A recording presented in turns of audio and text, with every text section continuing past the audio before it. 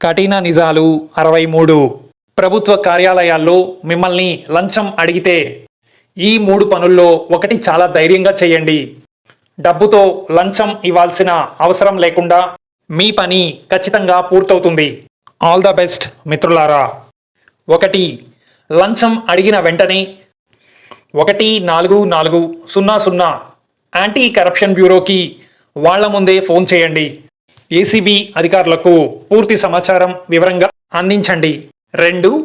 మీరు వేసుకున్న చెప్పులు తీసి లంచం అడిగిన అధికారి టేబుల్పై పెట్టండి. అవే లంచం డబ్బులని చెప్పండి.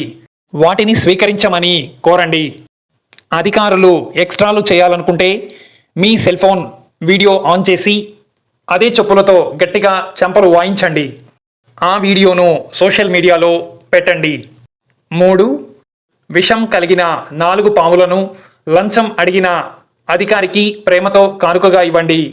ఈ 3 పనుల్లో ఏదైనా ఒక్క పని చేయగలిగితే ఖచ్చితంగా మీరు ఎలాంటి లంచం ఇవ్వకుండా మీ పని పూర్తవుతుంది.